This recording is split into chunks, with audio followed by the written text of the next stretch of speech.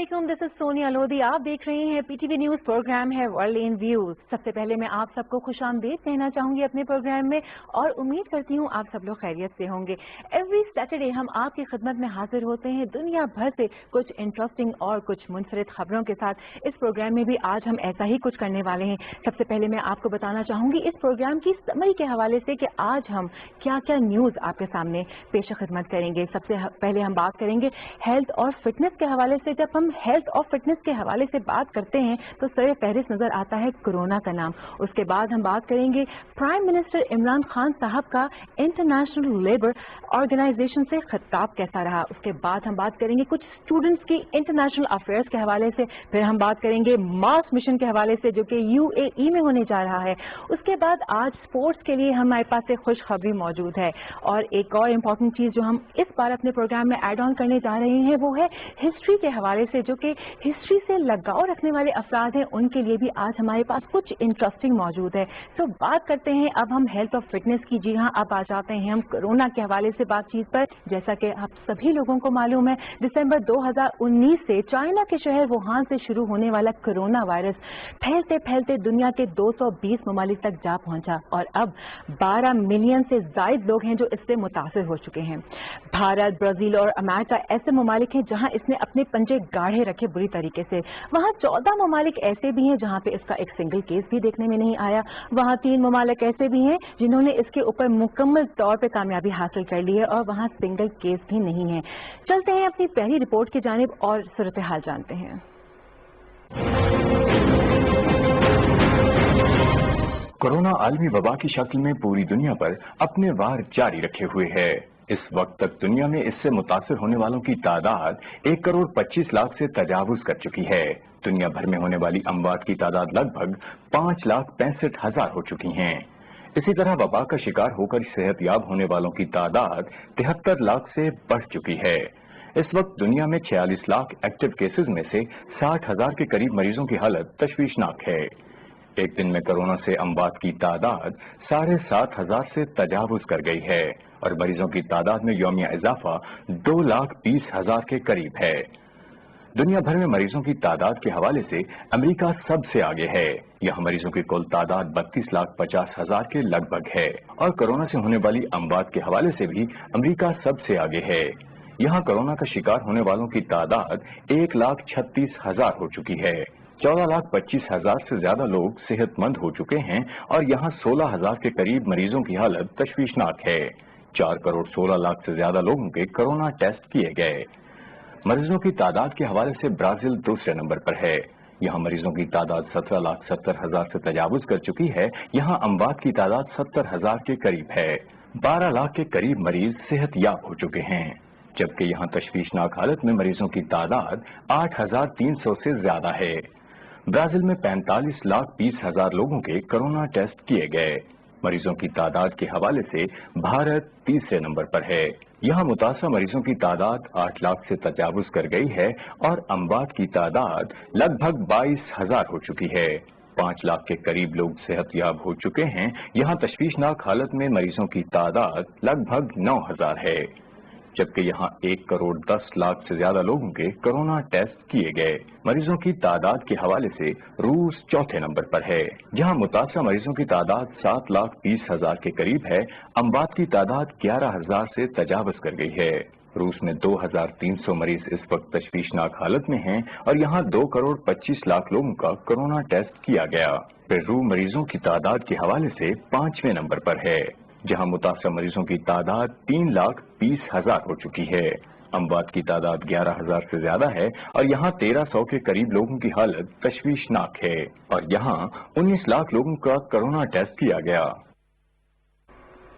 Corona वबा ने आलमी तौर पर सबसे ज्यादा मेहनत कश तबके को नुकसान पहुंचाया है। लाखों करोड़ों लोग हैं जो कि बेरोजगार होकर घरों को बैठ चुके हैं। इस वक्त आलमी मईशत को बहरान का सामना है। इसके लिए पूरी दुनिया को यकजा होकर एक मुत्तफ़क़ा पॉलिसी तैयार करनी होगी जहां पर हम इस लेबर तबके को इनके हकूक को तहफ़्फ़ुज़ फराहम कर सकें। वज़ीर आज़म इमरान खान ने इंटरनेशनल लेबर ऑर्गेनाइजेशन से खिताब करते हुए कहा कि आलमी मुस्तक़बिल गैर मुस्तहकम है और आगे क्या होगा किसी को ये मालूम नहीं। आइए इस हवाले से देखते हैं एक तफसीली रिपोर्ट। انٹرنیشنل لیبر آرگنائزیشن کی 5 روزہ کانفرنس سے خطاب کرتے ہوئے وزیر اعظم عمران خان نے کہا ہے کہ اس وقت دنیا کا مستقبل غیر مستحکم ہے اور کوئی نہیں جانتا کہ آنے والے وقت میں کیا ہوگا۔ لاک ڈاؤن سے متاثرہ معیشت کب تک بحال ہوگی؟ انہوں نے کہا کہ دنیا اس وبا سے نمٹنے کے لیے ایک مشترکہ پالیسی کو تشکیل دے۔ انہوں نے کہا ہم دعا کرتے ہیں کہ اس وائرس کے خاتمے کے لیے ویکسین آئے اور لوگوں کو تحفظ ملے۔ وزیر اعظم عمران خان نے کہا اس وبا سے معاشرے کا کمزور اور مزدور طبقہ سب سے زیادہ زبوں حالی کا شکار ہوا ہے۔ ان کے حقوق کے تحفظ کے لیے عالمی طور پر ایک مشترکہ حکمت عملی وضع کرنی ہوگی۔ انہوں نے کہا پاکستان نے کرفیو اور مکمل لاک ڈاؤن کے بجائے سماعت لاک ڈاؤن کا طریقہ اختیار کیا ہے اور تعمیرات کے ساتھ ساتھ زرعی شعبے کو بھی سرگرمیاں جاری رکھنے کی اجازت دی ہے۔ وزیر اعظم نے کہا غیر رسمی معیشت سے وابستہ مزدوروں کو نقد امداد فراہم کی گئی ہے۔ ان کا کہنا تھا پاکستانی ورکرز کی بڑی تعداد غیر ممالک میں کام کرتی ہے اور غیر ملکی زر مبادلہ کماتے ہیں۔ ہمیں بڑے ممالک کو اس بات پر قائل کرنا ہوگا کہ وہ محنت کش طبقے کے ساتھ ہمدردانہ رویہ اختیار کریں۔ انہوں نے کہا اگرچہ یہ وبا کچھ ممالک میں کم ہو رہی ہے لیکن کئی ملکوں میں یہ وبا عروج پر ہے۔ عمران خان کا کہنا تھا ہمارے لیے یہ وبا دوہرے چیلنج کی شکل میں سامنے آئی ہے۔ ایک طرف ہمیں اپنے لوگوں کو وبا سے بچانا تھا جس کے لیے لاک ڈاؤن ضروری تھا اور دوسری طرف ہمارے لوگوں کی اکثریت چھوٹے چھوٹے کاروبار سے منسلک ہے۔ لاک ڈاؤن ہوتی ہی سب دہاڑی دار اور چھوٹے کاروبار کے حامل افراد بے روزگار ہو گئے جس کی وجہ سے ان لوگوں کے لیے اپنی ضروریات کا پورا کرنا بے حد مشکل ہو گیا۔ اس لیے ہم نے سمارٹ لاک ڈاؤن کا طریقہ اختیار کیا کیونکہ معاشرے کے اس کمزور طبقے کو بچانا تھا۔ وزیر اعظم عمران خان نے کہا پاکستانی تاریخ میں کبھی اتنی بڑی کیش گرانٹ نہیں دی گئی جس نے ہمیں لاک ڈاؤن کے بدترین اثرات سے بچا لیا ہے۔ انہوں نے کہا اس وقت کاروبار دیوالیہ پن کا شکار ہے اور چھوٹے درجے کی صنعت بے حد متاثر ہو چکی ہے۔ وزیر اعظم عمران خان نے کہا آئیڈیاز کے تبادلوں سے بہت مدد ملے گی اور میں سمجھتا ہوں کہ یہ کانفرنس آغاز ہے۔ مجھے یقین ہے کہ مل کر بیٹھنے اور بات چیت کرنے سے آگے بڑھنے کا راستہ نکلے گا۔ ILO کے سربراہ نے کہا ہے کہ محنت کشوں کو ایسے بحران کا سامنا ہے جس کی مثال نہیں ملتی۔ اقوام متحدہ کے سیکریٹری جنرل انطونیو گوتریس نے کہا ہے کہ صحت، ملازمت اور معیشت میں سے ایک کا انتخاب نہیں ہو سکتا، یہ ایک دوسرے سے جڑے ہوئے ہیں۔ WHO کے ڈائریکٹر جنرل ٹیڈروس ایڈہنم نے کہا ہے کہ یہ ہماری ذمہ داری ہے کہ طبی ورکرز کو تحفظ دیں۔ انہوں نے کہا ہے together we have a duty to protect those who protected اس۔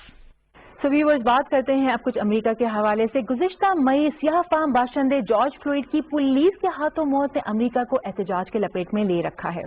جگہ جگہ نسلی امتیاز کے خلاف اب تک مظاہرے ہو رہے ہیں، یہاں تک کہ یوم آزادی 4 جولائی کے موقع پر بھی مشتعل افراد نے امریکی پرچموں کو جلا ڈالا اور امریکہ دریافت کرنے والے کرسٹوفر کولمبس کے مجسمے کو بھی گرا ڈالا۔ ان کے 244 انڈیپینڈنس ڈے کے موقع پر صدر ڈونلڈ ٹرمپ نے نسلی امتیاز کے خلاف مظاہرین کو شدید تنقید کا نشانہ بنایا۔ آئیے اس حوالے سے بات کرتے ہیں اس رپورٹ میں۔ امریکہ کے 244ویں یوم آزادی کے موقع پر امریکی صدر ڈونلڈ ٹرمپ نے وائٹ ہاؤس کے جنوبی سبزہ زار سے قوم کو خطاب کرتے ہوئے کہا ہے کہ بائیں بازو کے دھڑے کو شکست دیں گے۔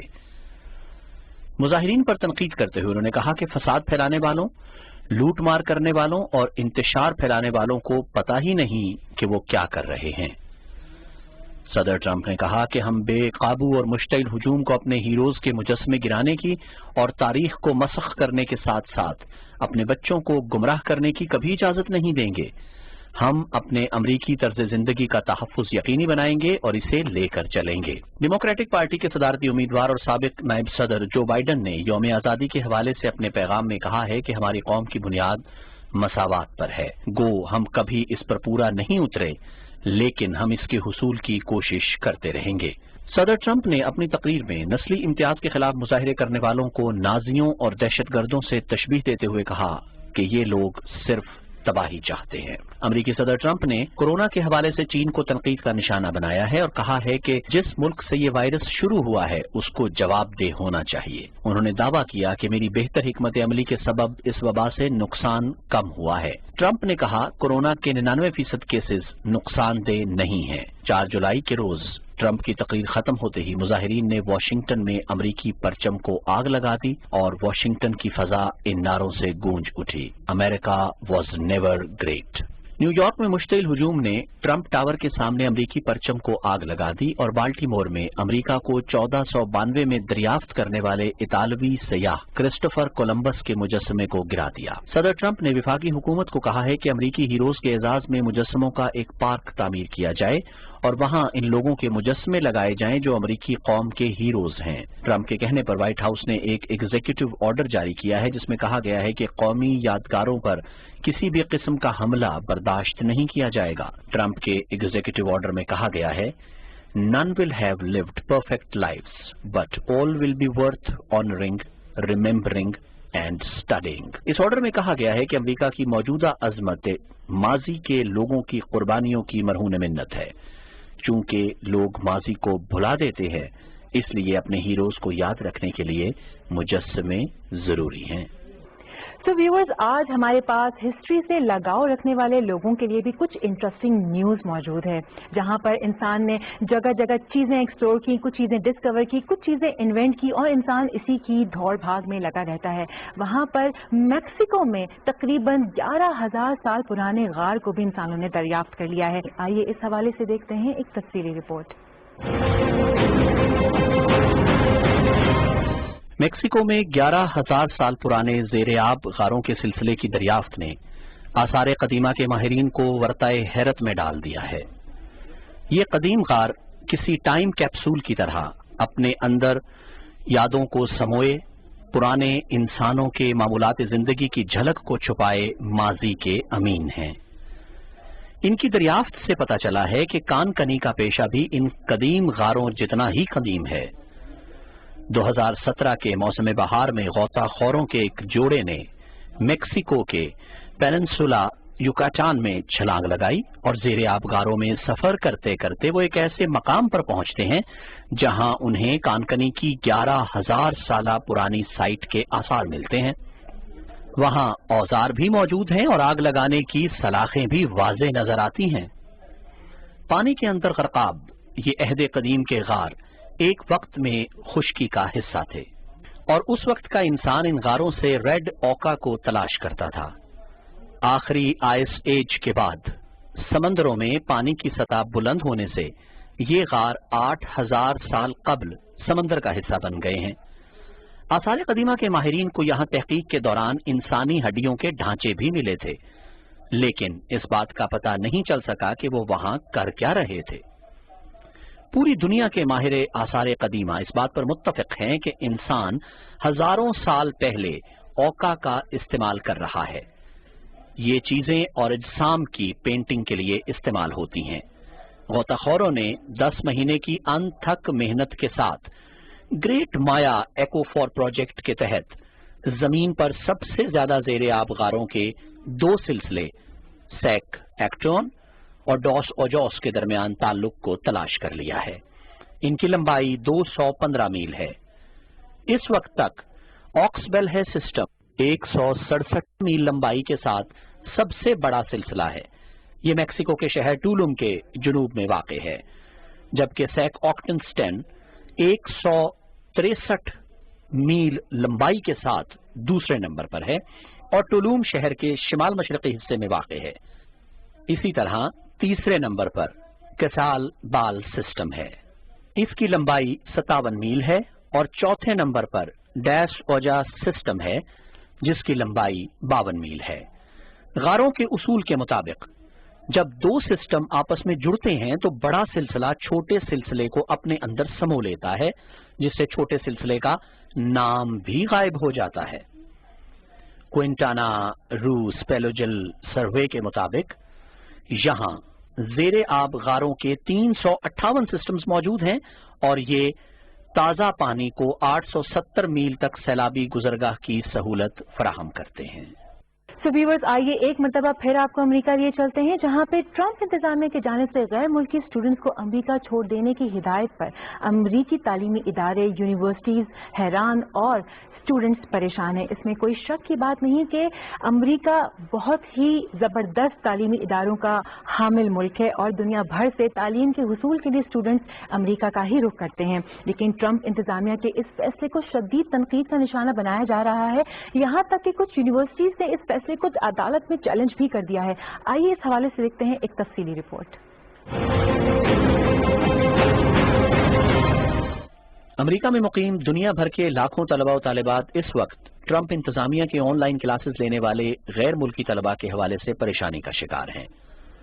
अपनी बेहतरीन दर्सगाहों, तहकीकाती तालीमी इदारों की वजह से अमेरिका पूरी दुनिया के तालिब इल्मों के लिए एक पुरकशिश मुल्क है और गैर मुल्की तलबा अमरीकी मईशत में लगभग 50 अरब डॉलर का हिस्सा डालते हैं। जहां फौरी तौर पर इस फैसले से मुतासिर होने वाले गैर मुल्की तलबा की तादाद लाखों में है, वहां सैकड़ों के हिसाब से अमरीकी तालीमी इदारे और यूनिवर्सिटीज भी इसी फैसले की जद में हैं, क्योंकि इनकी अक्सरियत मुकम्मल फीस अदा करती है। अमेरिका में सबसे ज्यादा तालिब इल्म चीन से आते हैं, जिनकी तादाद तकरीबन 3,70,000 है। नए रूल्स के मुताबिक जिन गैर मुल्की तलबा की क्लासेस ऑनलाइन हैं, उन्हें अमेरिका से जाने की हिदायत की गई है। अमेरिकी इमिग्रेशन इन्फोर्समेंट एजेंसी ने कहा है कि वो ऐसे किसी गैर मुल्की तालिब इल्म को अमेरिका में रहने की इजाजत नहीं देंगे जो ऑनलाइन क्लासेस लेता है। इमिग्रेशन हुकाम की जानिब से वीजा रूल्स की इस तब्दीली के असरात का अंदाजा इस बात से बखूबी लगाया जा सकता है कि गुज़श्ता साल अमेरिका ने 10 लाख से ज्यादा गैर मुल्की तलबा को वीजे जारी किए थे और कई लाख गैर मुल्की स्टूडेंट्स वीजे पर कई सालों से यहां तालीम हासिल कर रहे हैं। 2019 में अमेरिकी स्टेट डिपार्टमेंट ने 3,88,839 एफ वीजे और 9,518 एम वीजे जारी किए। चीनी वजारत खारजा के तर्जुमान याओली जियान ने बीजिंग में सहाफियों से बातचीत की है और कहा है कि चीन अमरीकी वीजा पॉलिसी में होने वाली तब्दीलियों को गौर से देख रहा है और चीनी तालिब इल्मों के हवाले से उनके हुकूक को तहफ़्फ़ुज़ देने के लिए हर मुमकिन इक़दामात करेगा। अमरीकी हुकूमत ने कानूनी और गैर कानूनी इमिग्रेशन के हवाले से कुछ नई पाबंदियों का इतलाक़ किया है, जिनका बुनियादी सबब वबा को बताया जा रहा है। ट्रंप इंतजामिया ने गुज़श्ता जून में अपने लोगों के लिए मुलाजमतों के मौक़े महफूज करने के हवाले से इक़दामात किए हुए हैं और वर्क वीजे पर पाबंदी आयद कर दी। मेक्सिको की तरफ से आने वाले सियासी पनाह गुज़ीनों के दाखिले पर भी पाबंदी लगा दी गई है। हार्वर्ड यूनिवर्सिटी और Massachusetts institute of technology MIT ने गुज़श्ता बुध के रोज ट्रंप इंतजामिया के इस नए कानून को रोकने के लिए मुकदमा दायर कर दिया है। इस कानून के तहत ऐसे गैर मुल्की तालिब इल्म जिनके तालीमी इदारों ने क्लासेस को वबा के पेश नजर ऑनलाइन कर दिया है, उन सब को अपने अपने वतन जाने की हिदायत की गई थी। दोनों यूनिवर्सिटीज ने बोस्टन की विफाकी अदालत में मुकदमा दायर किया है, जिसमें हुकूमती फैसले के खिलाफ अदालत से मुअत्तली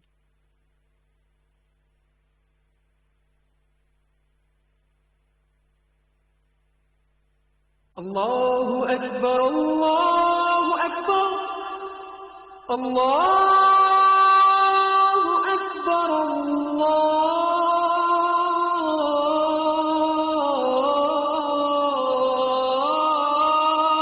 अल्लाहु अकबर, अशहदु अन ला इलाहा इल्लल्लाह,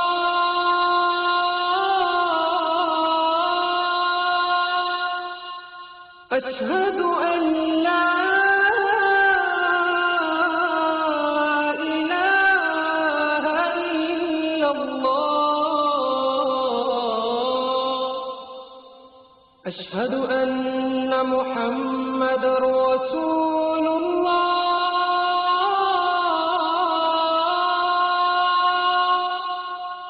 अशहदु अन्न मुहम्मदर रसूलुल्लाह, हय्य अला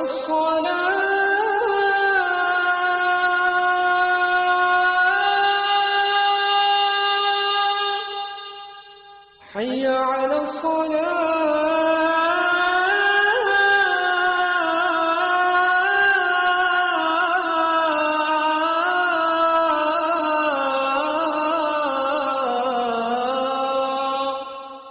حي على الفلاح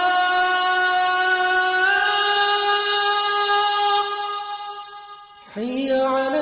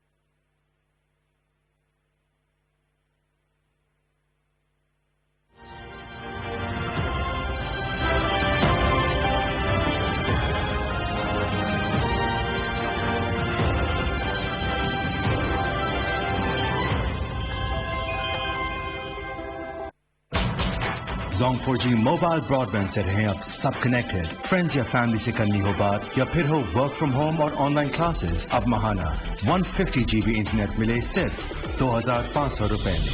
Zong 4G। 6 साल कबल 2014 जुलाई को मुत्तहिदा अरब इमारात के हुक्मरान शेख खलीफा बिन जैद अल नहयान ने UAE स्पेस एजेंसी की तश्कील का हुक्म देकर यहां खलाई साइंस के पहले इदारे की दागबेल डाली और अप्रैल 2015 में मोहम्मद बिन राशिद स्पेस सेंटर MBRSC बनाया गया। इमाराती मुरीख मिशन, जिसे होप का नाम दिया गया है, इसकी तकमील में इस इदारे का किरदार सबसे अहम और नुमाया है। होप को जापान के टेनेगेशिमा लॉन्चिंग पैड से मुरीख के सफर पर भेजा जाएगा और इसकी रवानगी अगले 72 घंटों में मुतवक्के है। मरीख तक पहुंचने के लिए इस मिशन को 7 से 9 महीने लगेंगे और ये मुत्तहिदा अरब इमारात की 50वीं सालगिरह के मौके पर मरीख पहुंचेगा।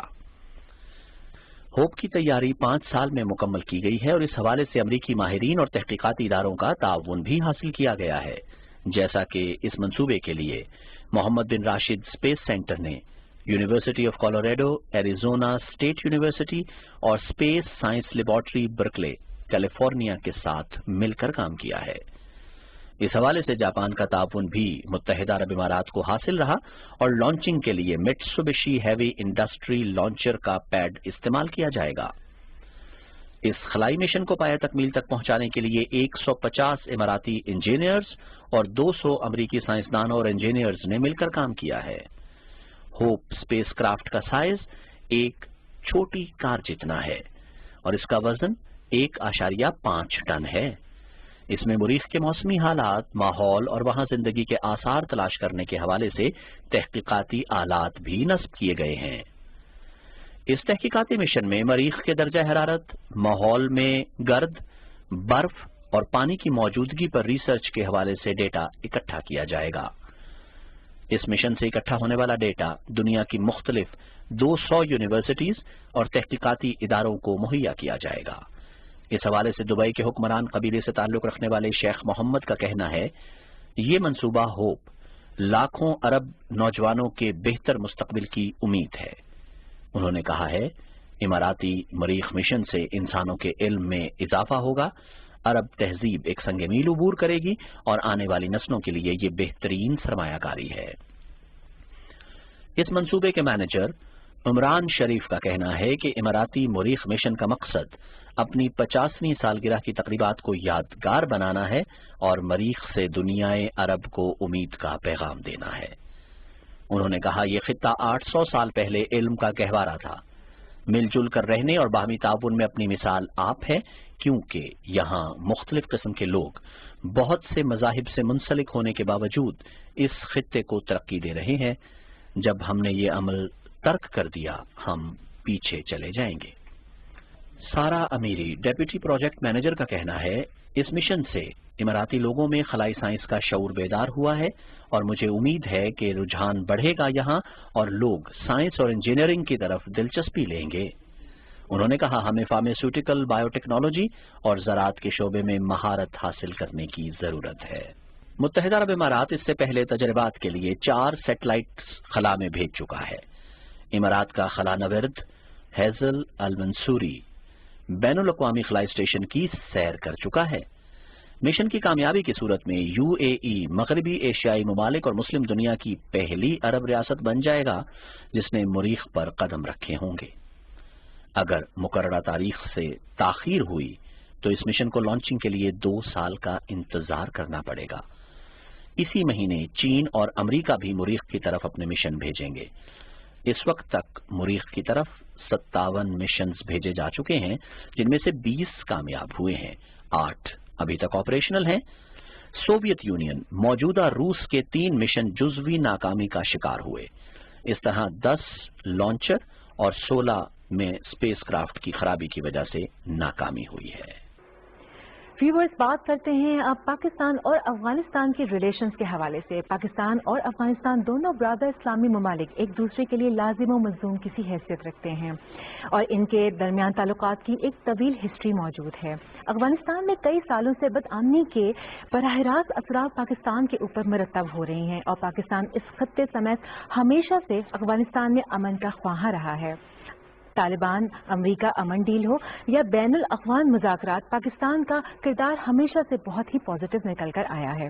پاکستان کے سپہ سالار کا حالیہ دورہ افغانستان اور افغانستان امن کونسل کے سربراہ کا متوقع دورہ پاکستان اس بات کی دلیل ہے کہ دونوں ممالک کے درمیان قربتیں بڑھ رہی ہیں۔ آئیے اس حوالے سے دیکھتے ہیں تفصیل اس رپورٹ میں۔ پاکستان اور افغانستان دونوں ہمسایہ ممالک کے مابین تعلقات میں مثبت پیش رفت یقیناً خوش آئند ہے۔ زمانہ امن ہو یا جنگ کا عالم، پاکستان نے ہمیشہ اپنے افغان بھائیوں کا ساتھ دیا ہے اور پاکستان ہمیشہ سے برادر اسلامی ملک میں امن کا خواہاں رہا ہے اور پرامن، مضبوط، خوشحال افغانستان کو اس خطے کی ترقی کا ضامن سمجھتا ہے۔ پاکستانی دفتر خارجہ کی ترجمان عائشہ فاروقی کے مطابق پاکستان افغانستان میں پائیدار امن، استحکام اور خوشحالی کے لیے تمام فریقوں، علاقائی اور عالمی شراکت داروں کے ساتھ مل کر کام کرتا رہے گا۔ پاکستان نے مستحکم افغانستان کی اہمیت پر زور دیتے ہوئے کہا ہے کہ امریکہ طالبان امن معاہدے نے ایک تاریخی موقع فراہم کر دیا ہے جس سے ملک میں کئی صدیوں کی بدامنی کو ختم کیا جا سکتا ہے۔ افغانستان میں مکمل امن اور سیاسی تصفیے کے لیے افغان قیادت کو مل کر آگے بڑھنا ہوگا۔ پاکستان نے کہا ہے کہ دنیا کو اس وقت بین الافغان مذاکرات کو شروع کرنے اور انہیں کامیاب کروانے پر توجہ دینا ہوگی جس سے ایسے شرپسند عناصر کو شکست ہوگی جو افغانستان میں امن اور استحکام کے دشمن ہیں۔ اس کانفرنس میں پاکستان نے مطالبہ کیا ہے کہ افغان مہاجرین کی وطن واپسی اور آبادکاری امن اور مفاہمتی عمل کا حصہ ہونا چاہیے۔ پاکستان نے یہ بھی مطالبہ کیا ہے کہ دنیا افغان مہاجرین کی باعزت وطن واپسی کے پروگرام کے لیے تعاون کرے تاکہ یہ لوگ اپنے وطن جا کر آباد ہو سکیں۔ گزشتہ مہینے پاکستانی فوج کی سپاہ سالار اور دیگر اہم عہدیداروں نے کابل کا دورہ کیا تھا اور کابل کے حکمرانوں سے دو طرفہ تعلقات اور باہمی دلچسپی کے امور پر بات چیت کی گئی تھی۔ اب افغان امن کونسل کے سربراہ عبداللہ نے پاکستانی وزیر خارجہ شاہ محمود قریشی کی طرف سے پاکستان کے دورے کی دعوت قبول کر لی ہے اور امید ہے کہ عبداللہ بہت جلد پاکستان کا سرکاری دورہ کریں گے۔ اس دورے کا مقصد افغان امن مذاکرات کو آگے بڑھانا ہے جو اب بین الافغان مذاکرات کے مرحلے میں داخل ہو چکا ہے۔ عبداللہ کا دورہ پاکستان دونوں ممالک کے مابین بڑھتے ہوئے تعلقات کا عکاس ہے۔ اس سے قبل دونوں ممالک کے مابین بد اعتمادی پائی جاتی تھی اور ایک دوسرے کو اپنے اپنے ممالک میں بدامنی کا ذمہ دار قرار دیتے ہوئے عدم استحکام پھیلانے کا الزام لگاتے تھے۔ افغانستان کے لیے پاکستان کے خصوصی نمائندے محمد صادق نے اس دورے کی تصدیق کی ہے۔ بین الافغان مذاکرات کے بہت جلد شروع ہونے کا امکان روشن ہے اور توقع کی جا رہی ہے کہ یہ مذاکرات قطر یا جرمنی میں ہوں گے اور افغانستان کے سیاسی مستقبل کا فیصلہ کریں گے۔ پاکستان افغانستان کے تمام فریقین میں اتفاق رائے کے بعد امریکی فوج کا انخلا چاہتا ہے تاکہ افغانستان میں دوبارہ وہ صورتحال نہ پیدا ہو سکے جو سوویت یونین کی فوجوں کے بعد ہو گئی تھی۔ ویورز، بات کرتے ہیں اب چائنا کے حوالے سے جنوبی چینی سمندر میں چین کی طرف سے مصنوعی جزیروں کی تعمیر سے لے کر حالیہ بحری مشقوں تک چین کے کچھ ہمسایہ ممالک تو اس عمل سے ناخوش تھے ہی، اب امریکہ کی طرف سے بھی وہاں 2 ایئر کرافٹ کیریئر تعینات کر دیے گئے ہیں، جس سے ہر گزرتے دن کے ساتھ یہاں ٹینشنز بڑھ رہی ہیں۔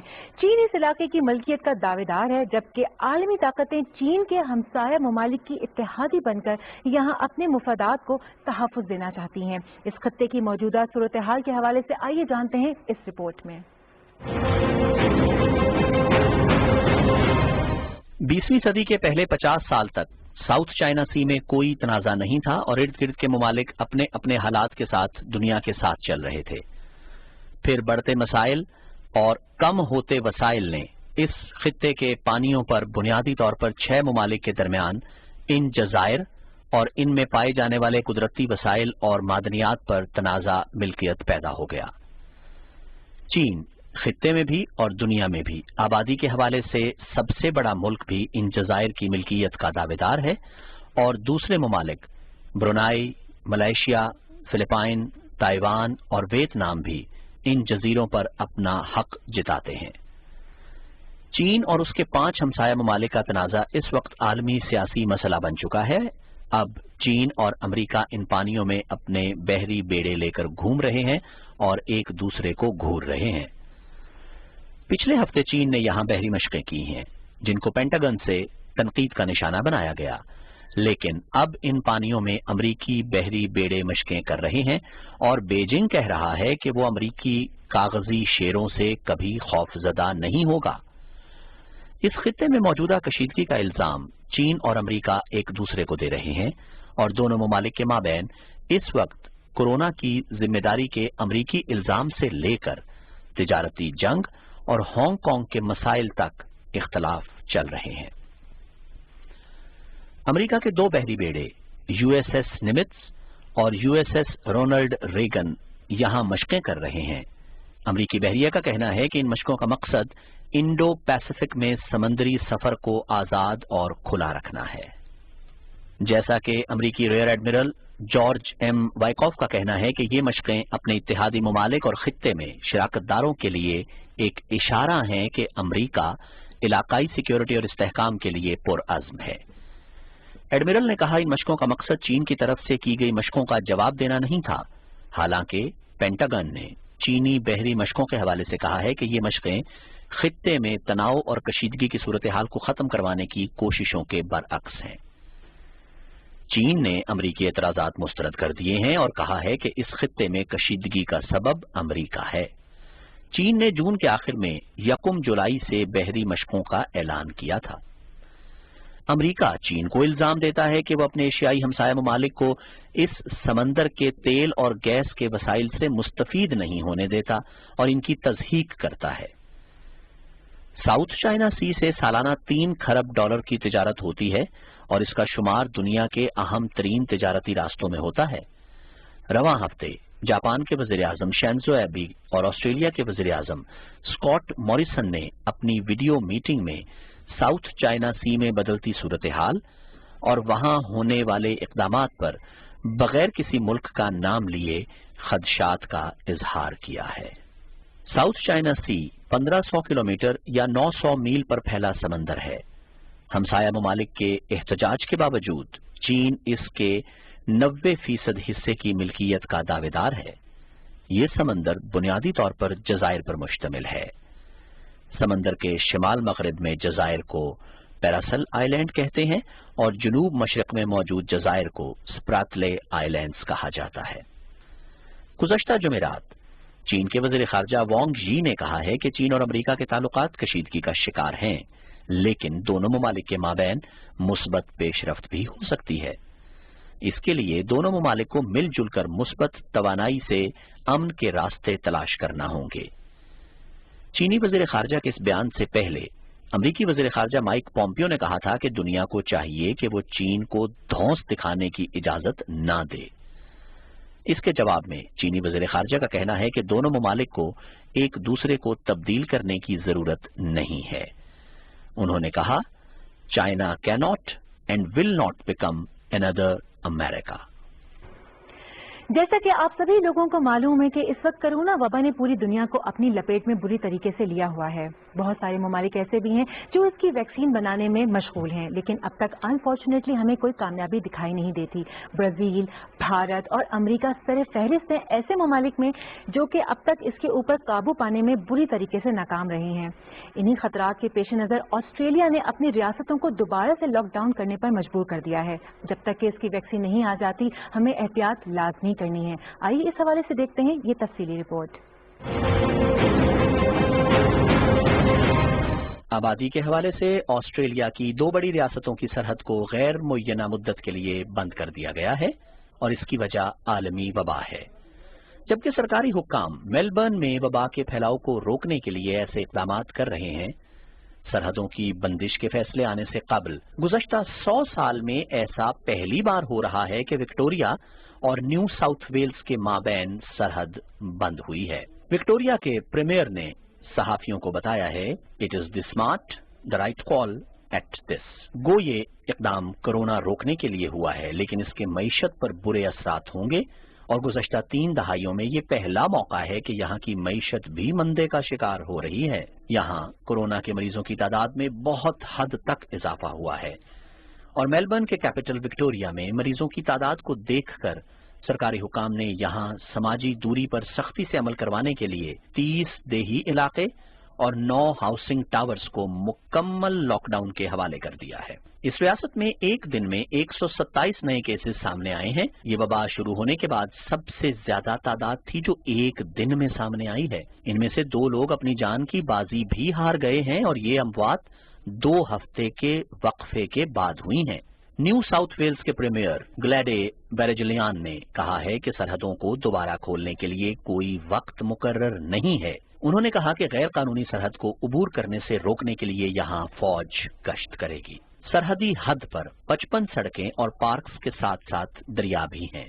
ان دونوں ریاستوں کے درمیان لوگ دونوں جگہوں پر ملازمتیں بھی کرتے ہیں اور کاروبار بھی ہوتا ہے. ان لوگوں نے دونوں اطراف کا سفر ہر روز کرنا ہوتا ہے. آسٹریلیا دوسرے ممالک کی نسبت وبا کے اثرات سے کم متاثر ہوا ہے اور یہاں کل مریضوں کی تعداد 8,500 ہے.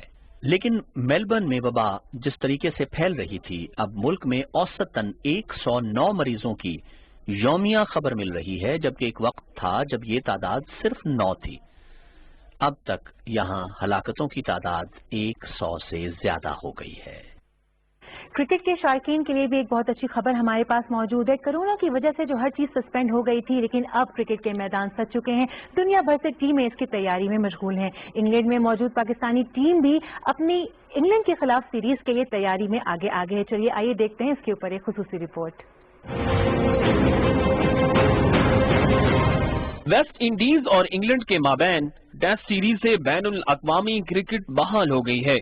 انٹرنیشنل کرکٹ کے چیف ایگزیکٹو نے انٹرنیشنل کرکٹ کی بحالی کا خیر مقدم کرتے ہوئے کہا ہے کہ عالمی وبا کی موجودہ صورتحال میں کرکٹ کی سرگرمیوں کو یقینی بنانے پر انگلش کرکٹ بورڈ کا مشکور ہوں.